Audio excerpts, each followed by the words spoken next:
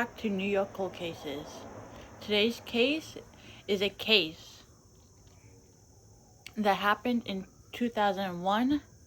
It's still unsolved to this day. There are no witnesses to this case. And yes, there's evidence, but very little evidence. The reason why everybody's getting on the NYPD for this case is because they feel that more could have been done and wasn't done. The family does understand that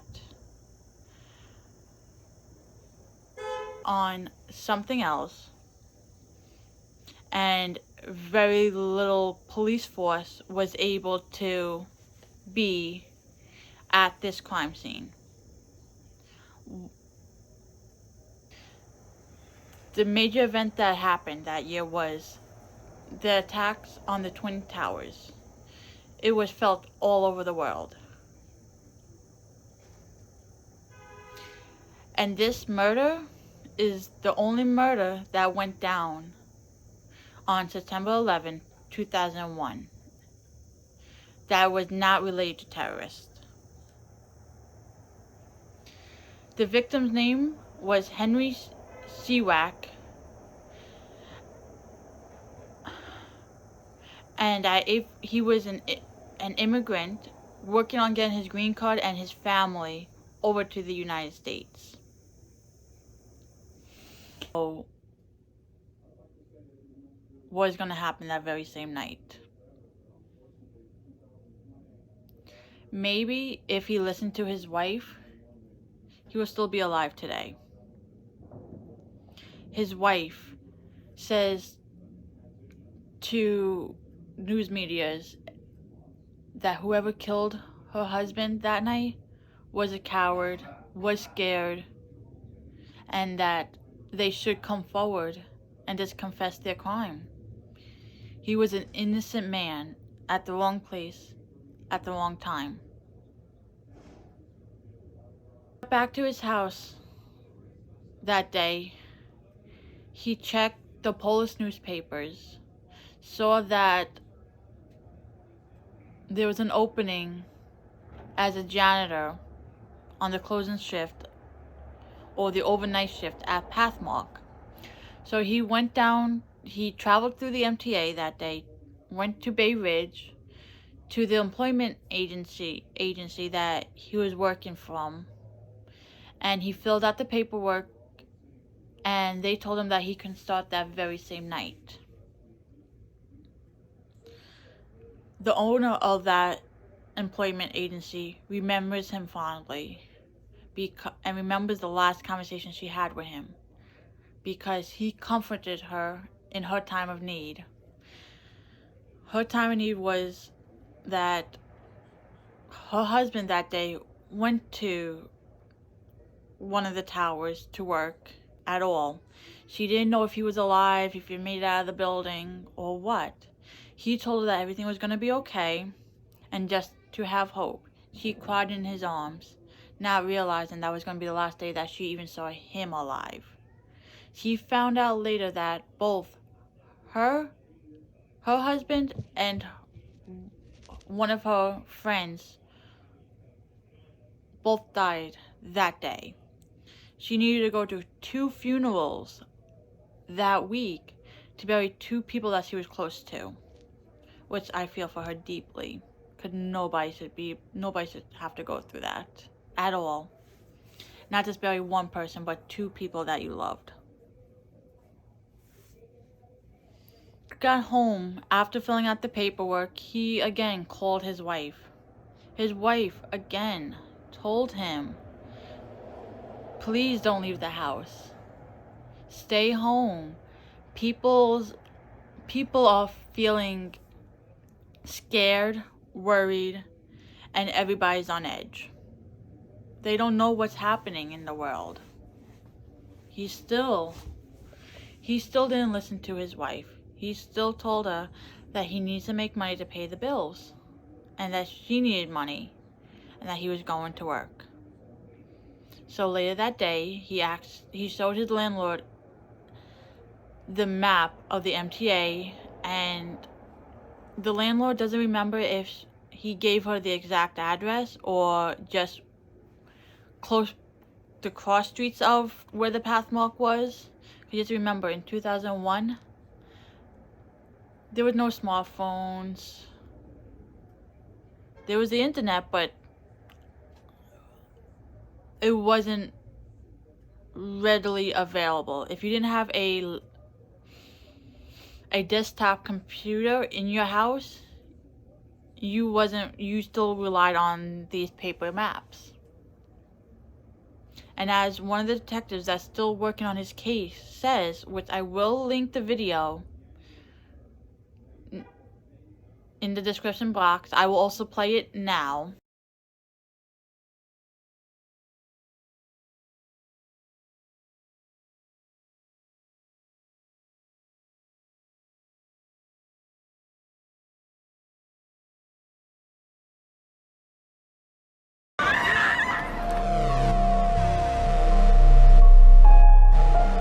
He ran up the stairs and was banging on the door. He had already been shot. Nobody answered the door. We believe that somebody saw something. It's just a matter of finding that right person. A man named Henryk Siwiak was murdered in Brooklyn on September 11, 2001. Because those who died at the World Trade Center were classified as victims of terror, Siwiak was the only murder in New York City that day. The case remains unsolved. My name is Detective George Harvey. I work at the 79th Precinct Detective Squad. The 79th Precinct is located in Bed-Stuy, Brooklyn. I've been with the 79th Precinct for all 25 years of my career. The precinct itself has changed dramatically. A Polish immigrant by the name of Henryk Siwiak was killed on September 11, 2001. In 2001, this area was very violent. He was on his way to a job down on Albany Avenue in Brooklyn, and he came up Albany Avenue to Decatur Street here. Earlier that day, Siwiak had called his family in Poland to let them know he was safe after the World Trade Center attacks. Then he left for a new job in a part of town he didn't know well. It was approximately around 11:45 p.m. Unknown individuals wound up shooting at him that night, hitting him numerous times. When he got to the spot on Decatur Street, he ran up the stairs to the brownstone. He was knocking on the door for help. He had already been shot, we believe, at that time. Nobody answered the door. He then stumbled down the stairs and fell on the sidewalk, where he ultimately died. It's 8:52 here in New York. We understand that a plane has crashed into the World Trade Center. We don't know anything more than that. Earlier that day was the terrorist attacks of the Twin Towers. So that's what was taking place amongst the city, and then this is the only other homicide that day in the city. Back in 2001, there was no iPhones, there was no video cameras, or there was a few, but not like it is today in the neighborhood. Like every building around here pretty much has a camera on it, and it makes it easier to solve some of the crimes. But back then, 2001, we just relied on the public to come forward and give us information. Albany Avenue is a pretty tight-knit block. It's a short block. It only goes from Fulton Street to Decatur Street. So they don't really like the outsiders coming through the block or coming on the block. As far as we know, he only spoke Polish. He was only in the country for a short time. So he probably didn't even understand what was being said, if anything was being said, or he couldn't communicate himself to the people on the block. Everybody heard the shots, but nobody saw anything. Anybody that gets arrested in this area, the detective squad debriefs them in regards to information in regards to this case. So far, nothing has turned up. Around the anniversary, we also hang up the reward posters, hoping to generate new information in regards to the case. I mean, we believe somebody saw something. It's just a matter of finding that person. So I believe that probably the person responsible is probably still in the area. We'd like to ultimately give the family some kind of closure in regards to the case and find out who did this. Anyone with information regarding the death of Henryk Siwiak is asked to call Crime Stoppers at 1-800-577-TIPS. All calls will be kept confidential. For InsideEdition.com, I'm Caitlin. This camera is now at the corner of where he was murdered. In 2001, there was no cameras there. At that time, it was a bad area. It was drug infested and it was a gang area. Now since then it has won multiple awards for being one of the greenest blocks in Brooklyn. But back then it wasn't. So when he told the landlord the cross streets of where this path mark was located, she told him to get off at Utica Avenue on the A line, which was wrong. If he got off at that stop, he was 2.2 miles away from where he was supposed to get off at. He was supposed to get off which was wrong. If he got off at that stop, he was 2.2 miles away from where he was supposed to get off at. He was supposed to get off 2 stops later. And if he got off 2 stops later, he would not have been murdered, because he wouldn't have been on this wrong block. My bad. He got off 4 miles away from the path mark. So if that was the case, if he walked from Utica Avenue on the A line to where he was supposed to go, would have been a 15-minute walk from there. On Fulton Street when you go off at Utica Avenue, he got off on Fulton Street and walked to Alabama Avenue. He walked to Albany Avenue. When he got to Albany Avenue, he was supposed to go right, but instead of going right, he turned left. And at 11:30, that would be the last time anyone saw him alive. And the last person to see him alive was his killers. The police feel that it was either a robbery gone wrong, or that people were scared that day and they saw an immigrant and they killed him just because he was an immigrant. People heard yelling and screaming at 11:30 p.m. But nobody came down, nobody looked out the windows, because they knew the area. They knew not to look. They knew just to keep to themselves, because they didn't want to get killed. He was shot multiple times. He was able to make it across the street to the nearest brownstone and ring the bell. They never came downstairs. They didn't come downstairs right away. They waited about 2 minutes, 3 minutes till everything quieted down, and that's when they finally looked out the window and saw somebody laying on their sidewalk not moving. So they finally called at 11:40 p.m. That's when the first phone call went in to 911.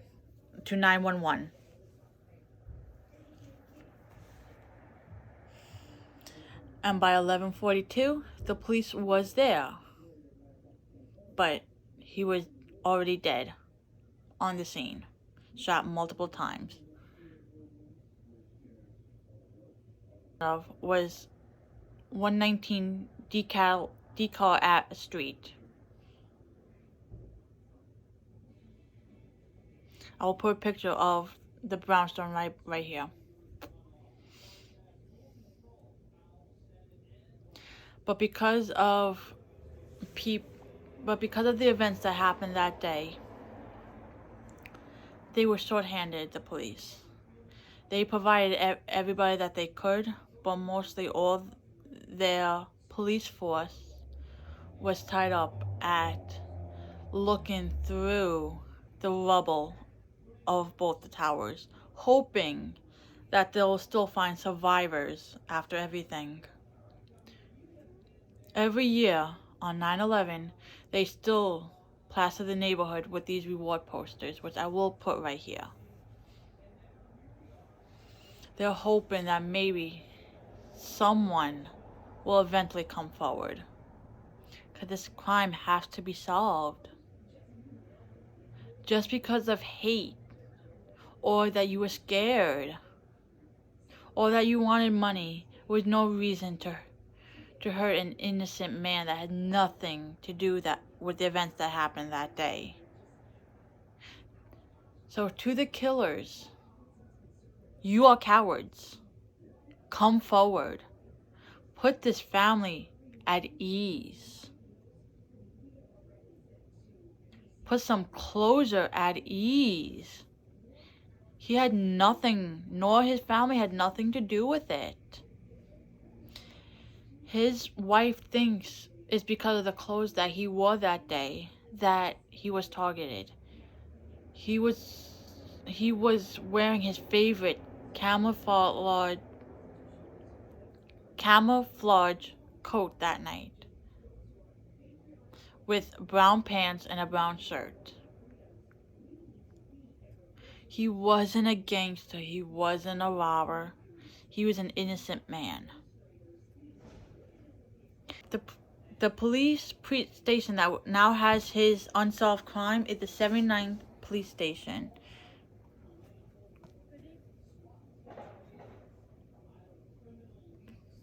There is a $12,000 reward if you have any answers, or if you have any tips. The contact information is 718-636-6611. Or you can call 1-800-577-TIPS. I will put both numbers down in the description link below. I will also put them right here. There is a $12,000 reward. You can remain anonymous when you give in any tips. Please, for his daughter, who is now 37 years old, and his son, who is 27 years, no, 17, 37, who is 20 now. So again, his daughter is 37, his son is 20, and they grew up without their father. Please, help solve this case.